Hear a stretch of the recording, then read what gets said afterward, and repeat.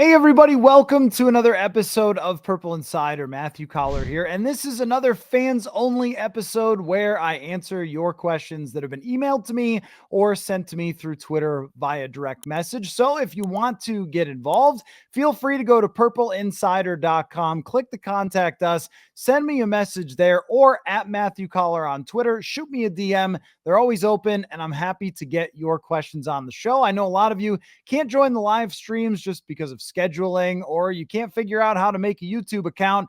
Either way is fine. And we'll continue to get to your questions as we lead up to the most exciting Minnesota Vikings draft in quite some time. So let's dive right in, and we'll start with Richard, who sent an email. Says, hypothetical, what are your thoughts if Chicago doesn't take Caleb Williams at number one? Well, my thoughts are I'd be pretty surprised. Let's start out with that. I'd be pretty shocked because a lot of times we will try to talk ourselves into some other scenario being plausible because there's a lot of time between free agency and the draft. I personally would really love if the draft was right after the owners' meetings and we could just get through this thing. But then, we wouldn't have all the hype and the lead up. But as we go up to it, there has to be debates and discussions of could it actually be someone else? Could it be Drake May? Could it be Jaden Daniels? So it is altogether possible. The Chicago Bears have not come out and said and announced, because the NFL doesn't want them to, hey, we are actually picking Caleb Williams, or maybe we're not picking Caleb Williams. So there will be intrigue until the day of the draft. But if they actually went to the podium, or Roger did, and Goodell said, they pick Jaden Daniels, I'd fall over in my chair. Caleb Williams has been the presumptive number one overall pick for 2 years. He has talent that is truly just higher than any of the other quarterbacks in this draft class. And throughout the year, I have been a little bit up and down, hot and cold on Caleb Williams overall. As a prospect, you just cannot deny the skills that this man has, the ability to throw the football from all sorts of different angles, the running ability, the accuracy when he throws from a clean pocket is just absolutely fantastic. So there is a lot to fix in his game from college to the NFL, but I really truly would be shocked, not just because the draft analysts think so and everybody's mocking him number one, but because I think he is the most talented player that the Chicago Bears could get and develop going forward. But if there was some crazy red flag that caused Caleb Williams to not be picked number one, what would happen is he would be picked number two. I just can't see anyone letting him drop past number three, number four, and nobody is trading with the Minnesota Vikings to let them have him. And I don't think things would play out crazy different, because there's already a really good chance that the Washington Commanders are taking Drake May at number two anyway, and the Vikings are going to have to fight for number three or four. I guess it would, if May was number one, take them out of the mega deal up to get number three, unless they also loved Caleb Williams. I don't know. I mean, you're talking about total and complete and utter chaos that probably would result in the same thing we expect for the Vikings. I mean, everyone would be scrambling. Everyone would be shocked. The Chicago newspapers would have to rewrite their pre-written stories about him being drafted at the very top. But I don't think that would change a ton about the Vikings, because I still have the sense that the Patriots are going to keep their pick and draft quarterback. So the order would just be different from what we thought it was going to be, but the same result of the Vikings having to get to number four or number five. But again, it would be totally shocking. And look, it wouldn't be the only time that it's ever happened. And somehow over the final month leading up to the draft, Aiden Hutchinson became the number two pick and not the number one pick. It's not that it's never happened before that the presumptive number one was not actually the guy taken. It's just that this has seemed so written in stone, and a lot of winking and nodding from Chicago people. This is why they moved on from Justin Fields. I don't know if they do that just for some other prospects in this draft. Williams is on that next level of prospect. That doesn't mean he'll succeed, but he is on that next level. So great hypothetical, though. It would be the ultimate evidence that we never really know until draft night, right?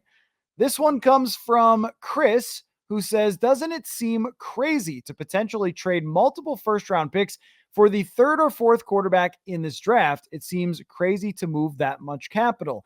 So every situation has its nuances and its details. And the fourth best quarterback in some drafts is taken in the second round. And then the fourth best quarterbacks in other drafts might turn out to be the best quarterback of anybody picked. Or in the case of, say, 2018, Lamar Jackson is a two-time MVP.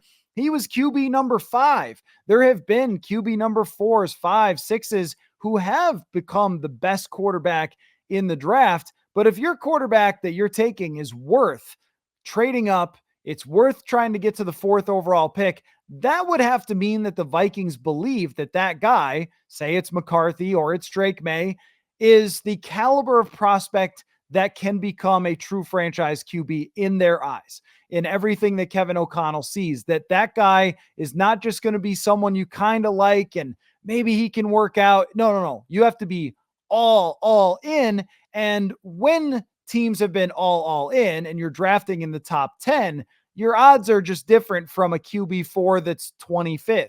Lamar Jackson is a bit of an outlier here. Usually, if you get past the 15th pick, there's not that many success stories. There's a lot more of Brandon Whedon's and Kenny Pickett's than there are Lamar Jackson's. So, I mean, if somebody is dubbed as a very high top 5, top 10 caliber draft pick, I don't think the odds are that much different from number 2 to number 4. Now, number 1 overall has a pretty decent history outside of a handful of guys, but number 2, number 3, number 4, how big is the gap actually if that's where they're being picked and that's what you're investing as far as prospect caliber? It's not going to be that much between QB2 and QB4. So to that end, that means that QB4 would have to be a great prospect. But the other aspect of this is what the Vikings can give to the guy that they're drafting.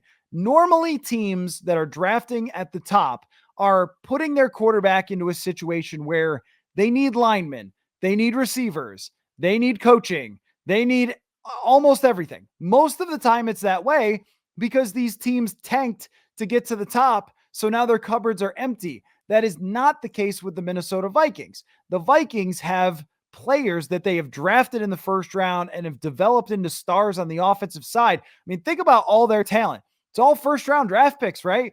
Jefferson, Addison, Hawkinson, Darisaw, and then a second round draft pick for Brian O'Neill. These guys are all highly drafted players who have been built through the years. It's just not under this regime, but through the years to be ready for this type of situation. Normally, to get those players, you would have to use first round draft picks, but they already did in the past. So they are in a spot where they can sacrifice the future to get this quarterback and not be destroyed as an organization because of it. And that's one of the reasons I think that, other than just randomness and luck, that there are those notable, hey, this team traded up, the guy went bust, the franchise was ruined. Well, in this case, they already have those players rather than the teams that had it go wrong, where they didn't have the players to put around their quarterback and then didn't have draft capital to get them.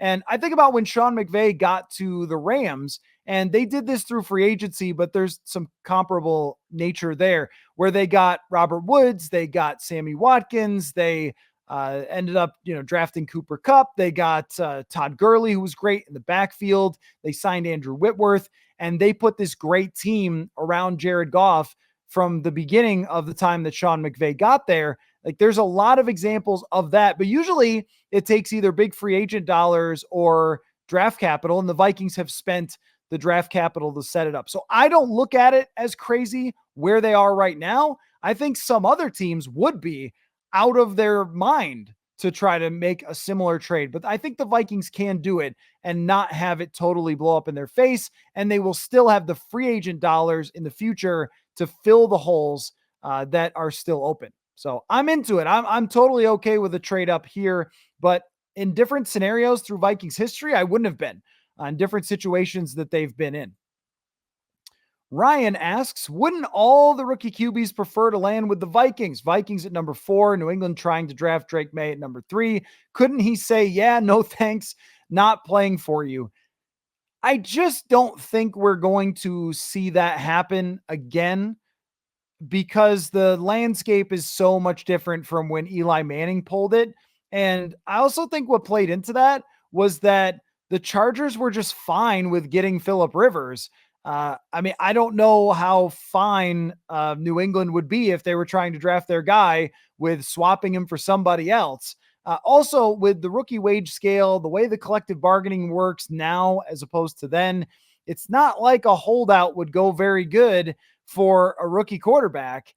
And the other thing is, too, that teams turn around so quickly. They rise and fall so quickly. I mean, if you go back, of course, Elway was looking at a Baltimore Colts team that not too long after that left for Indianapolis. And then, you look at even where the Chargers were versus the New York Giants. I mean, the Chargers had been pretty much a giant flaming wreck. Like, no NFL team now is anywhere close to the wreckage of teams of the past. The money, the ownership, it's really smoothed this out. And so even like Trevor Lawrence, Joe Burrow, there was discussions of, hey, will those guys say no to the Bengals, to the Jaguars? And because it's happened ever so rarely a couple times throughout history, then it always gets brought up and it never comes to fruition. The same thing with Caleb Williams in Chicago. It just never comes to fruition anymore, because within a year or two, that quarterback can be the centerpiece of the reason a team turned around. So yes, would Drake May rather become a Minnesota Viking? He would, but I don't think he's going to try to use any leverage that he can muster, which as far as I could see is nothing. I just don't think you have any leverage when you're drafted to try to force your way out. A team would only do that if they were totally fine with it. Like if there could be something crazy where you draft Drake May knowing the Vikings want him and then try to trade Drake May on draft night. But we never even see something like that in the NFL. But the first part of your question, wouldn't all the rookie quarterbacks prefer to land with the Vikings? If we go through the teams that could draft quarterbacks, let's have a look. I mean, I think Chicago is actually a good spot. It's not as good as the Vikings, but DJ Moore changes this. And their offensive line, they've put some capital into, but it's not as good as the Vikings because of Kevin O'Connell versus Matt Eberflus, a defensive-minded coach, and they still don't have their version of Jordan Addison or TJ Hawkinson. So it's not bad, but it's not great. Washington is not great. I think that Terry McLaurin helps, but again, not a Justin Jefferson. That organization is just kind of coming out of this horrific time in their history. So no, New England is the biggest disaster out there. That's a no. And even someone like the Denver Broncos, do you really want to go play for Sean Payton right now in an organization that has just failed with quarterback after quarterback? So yeah, I mean, the Vikings it's not really particularly close, far and away. I just have a very tough time thinking we'll ever see what happened with Eli Manning happen ever again in the NFL, or at least not for a long time. Definitely not this year, but I'm sure that Drake May is rooting to become a Minnesota Viking rather than a New England Patriot. Nick says, do you think that the reason the Vikings haven't made their big trade up yet, in part, is they're trying to box out any of the other teams looking to trade up as well? Well, I think what it kind of comes down to is if you're the New England Patriots and Arizona Cardinals, why do you have to do this now? Like, you're not under any pressure. Deadlines make deals in the NFL, and you don't have a deadline that's anywhere close. So if you're the Patriots, just for example, let's put ourselves in the Patriots' shoes. If you're Robert Kraft, if you are Elliott Wolf, if you are Gerard Mayo, you're probably talking like, look, we very likely want to draft a quarterback unless somebody goes berserk nuts, 3 first rounders plus, then we'll have to consider it because we still like quarterback number 2. All right. Whatever it might be. So if you're trading 3, then a quarterback number B for them might be their backup plan, Michael Penix. Let's just say, right? That's their backup plan if they were to trade down. And maybe they don't have that big of a difference between Penix and, I don't know, Drake May or whatever. And they really wanted Daniels, but they think Washington's going to take him. But they can just sit and wait and say, you know what, we'll still take our guy at number 3 unless somebody goes crazy and the Vikings are saying, all right, guys, let's be reasonable. Let's give you just the 2 firsts, a 2025 third rounder, and let's just get this deal done, eh? And the Patriots are going, I don't know. I really want a 2025 first rounder. And the same thing goes for Arizona. I really want that extra pick. So how desperate are the Vikings going to get? Here comes draft night. It's Caleb Williams off the board. It's Jaden Daniels off the board. The Vikings really want Drake May. They make that phone call and say, all right, we really want our guy. Let's accept your offer. Let's give you everything we have. That's what I think is the holdup, is that the Patriots want to squeeze every last ounce out if they are truly considering trading. The holdup also might be that these teams aren't trading or they just want to stay because it's really favorable for them, including Arizona, to stay. And the Vikings are going to use this next month to talk them out of it. There's lots of other potential explanations for the holdup, but my guess is it's just because they don't have to. They can wait and wait and wait till the very last minute. And the value of those picks does not go down. The value of the number 3 pick and what it's going to cost the market does not go down between now and draft night. If it did, then that might change the math, but it doesn't. So that's my explanation for it. Jacob asks, with this Caleb Williams stuff, it has me wondering, will coaches be worried if he can lead a locker room could shake up our perception of the draft? Well, there's going to be concerns about Caleb Williams and his personality. And I noticed that the Bears said something like his teammates really love him. So they're already trying to put out there, hey, this is not a true narrative. There were times throughout this season where I wondered about Caleb Williams and how he would handle adversity. Now, I saw some other stuff that I don't even want to get into, like he's got a certain color of a cell phone case. Man, that's just crazy. Nobody cares. Nobody cares in an NFL locker room about painting fingernails or having a certain color phone case or whatever. The quarterback can be as strange as he wants to be, and it will not matter as long as he's good at football. I promise you that. From Joe Namath to Kirk Cousins. Like Joe Namath, think about how boisterous he was and how out there. I remember there was a story on NFL Films that they told the Jets players, do not do anything to motivate the Indianapolis Colts before the Super Bowl. And Joe Namath came out and made a guarantee and then won. And so, hey, no one was ever mad at Joe Namath ever again, right? He became an icon. Had they lost, people would have been upset with Joe Namath. And this goes for all the way up to Kirk Cousins. When the Vikings were not winning, then Kirk Cousins drew a lot of the ire of like, hey, he's not a leader. His personality is different. The guy shops at Kohl's. He's not an alpha dog. And then they won games. And all of a sudden he became Kirk O'Chains and he's taking off his shirt, putting chains around him, dancing, partying, whatever. It's just, that's really the nature of the beast, is if they buy into this guy's play on the field, then everyone will be fine with whatever he does. And there have been lots of quarterbacks, by the way, who have done way worse and more questionable stuff that off the field, and yet still took their teams to Super Bowls or deep in the playoffs or were great. And look, the players are there to do their job. All the other players are there to do their job. It's not high school. These are contractors who are paid to show up and try to win football games. And if they are winning, then guess what? Everybody gets paid more. You go to the Hall of Fame if you're a great player and you win a Super Bowl, right? But if you have a bad quarterback, everybody looks bad. So it will be entirely determined by Caleb Williams' play. And what happens usually with leadership, I think, is command of the offense is the leadership. Are you in total control? Also, hey, by the way, we should mention like Cam Newton and the way that he dressed. He took a team to the Super Bowl. He was an MVP. Like, I don't think players in the locker room are like, I don't know, weird hat, I can't play for him. Or coaches the same way. Coaches know if a guy's great, it's immortality. They're going to deal with eccentricities to a player. What it comes down to for me is, can Caleb Williams make sure he's not pinning blame when things go wrong on other people, or that he's not running away and hiding like he did away from the media after one of those games? Or can he not melt down in the locker room after they lose, as he did on the sideline after a couple of those losses in college? And people get older, and I think that those difficult times help, and he's going to be more mature. And it's something, though, still to watch. is how he matures and handles it. Same with Baker Mayfield. But another great example, Baker Mayfield, when he won 11 games, everyone loved the act. They loved the commercials. And then the next year he was a problem. So it usually depends totally on the results. And leadership, in my mind, at the highest level is not about being loved. It's really about, do you get everybody lined up?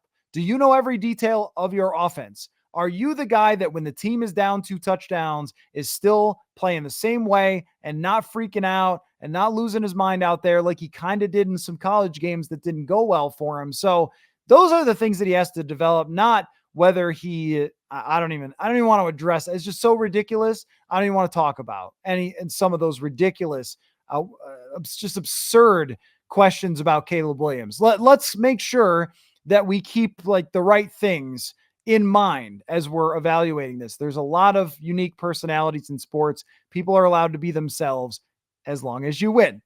On to Dave's question. What are the chances that another team is going to beat the Vikings to the punch in trading up for a quarterback like what happened to the Wolves with Darius Garland and Jarrett Culver? You can let that one go because the Wolves are really, really good. So all's well that ends well with that. But to your point, if it's the New York Giants, if it's the Denver Broncos, and they get ahead of the Vikings, this is where they have to have options that they're comfortable with. And they have to have sort of tiers of options of our tier 1 option, our number 1 favorite thing to do. And I'm just throwing these out there. I don't know these, but let's just say number 1 favorite thing to do is trade up for Drake May and give up 3 firsts. Our number 2 favorite thing to do is trade not 3 firsts and get to number 4. Our number 3 favorite thing to do is draft Dallas Turner and wait for Bo Nix because we like Bo Nix or Michael Penix Jr. We like him, and we like him close enough to the guys at the top to be comfortable building a successful team around him. And we like him enough in the meeting rooms for Kevin O'Connell to be happy with him.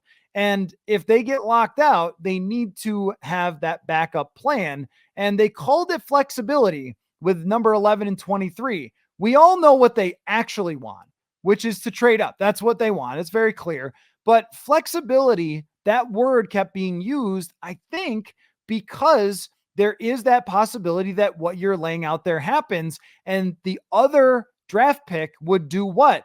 That would give you a quarterback's 5th year option. That's important to mention, that if you got into that range in the first round where they are trading with the Texans, instead of in the second round, that gives you the 5th year option for that quarterback. It could also give you Byron Murphy or Dallas Turner or Jared Verse or someone really, really good at the top of the draft defensively as well.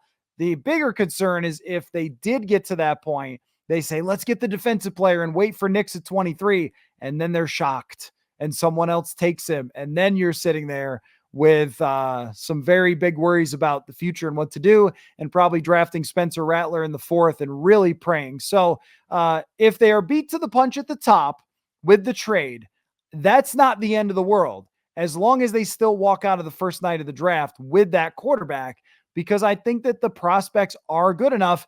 You're going to hear draft analysts criticize every single one of these guys, but by the end of the college football season, did any of you, and I don't mean the national championship game, but like, did any of you walk away thinking, man, if Michael Penix played for the Vikings, it would be the worst thing ever? Like, I didn't think that. I thought, wow, this guy looks like he would be pretty good fit with the Vikings. So they need to have those multiple options. But because this draft is structured the way it is, this is probably why they were talking about targeting it as really liking this draft to allow Kirk Cousins to leave, and why they didn't go crazy offering him, because they knew that even in your scenario, they would have somebody that they were comfortable with. This one comes from Matt. Says, I have to think extensions for Kwesi and Kevin are mostly a done deal. KOC can clearly coach quarterbacks. Apart from the first draft picks, I think Kwesi's moves have been solid. They could do it next year going into, because you don't want the lame duck year, but they could wait till year 3 and then sign them to extensions after that. I have no problem with the Wilfs waiting to see how it all comes together, waiting through draft night and so forth. But yeah, I mean, the thing about extensions is it's more about, to go back to Kirk Cousins' famous quote, it's more about what they represent than what they actually are. because nobody is anything more than year to year in the NFL. But if you let somebody get to a lame duck year, that means the pressure is on, and that becomes a storyline. But they could let it play out through this year and decide how they feel. I think when you're drafting a quarterback and you're as bold as to let Kirk Cousins go and let Danielle Hunter go and follow along with this path that everybody agreed with, you have to give it at least a couple of years to play out. And so they should. Yes, if it's me right now, I'm comfortable after they get their quarterback in the draft that they have to execute the final part of this plan as a front office, especially. It's less O'Connell than it is Kwesi with this part. But after they execute that part, then you got to give them contract extensions, at least to have that represent belief and co-signing. Because if they sign them to extensions, that's the ownership saying, yes, we love this direction. We agree. They can say it out loud, as the Wilfs did at the owners' meetings. They can say, yeah, we love it, but an extension would say that they love it even more. Usually, though, so it's year 3 of a 4-year deal. Usually, though, it's after that 3rd year, before the 4th year, that they would do the extension. Like when they're going into the lame duck year. I think it's a good idea to give a total cosign for what that looks like and what that means, to say, yep, we're going to extend you a couple of years out, but they don't really have to do it until the following season. So if they want to wait, that's okay, to see how next year plays out. It's just that if you were to draft a quarterback, play Sam Darnold, go 7-10, it might feel a little bit more like, what kind of extension are you going to give here? Is it going to be long? Is it going to be like only 2 more years? Is there going to be some big negotiation? So you could do it earlier, but I think we should wait. I mean, and see through the draft and let that play out. But if they were to extend them early, that would be okay, because you need space. You need time. You need people feeling like they're not under the gun. And that is important in the NFL, even though everyone knows that you are. Getting the cosign from ownership is pretty important. But if I had to guess, I would say that story doesn't happen until like the NFL Combine next year is when they'll probably get an extension if ownership is happy. So thanks for all the questions. Great stuff. More of these episodes to come.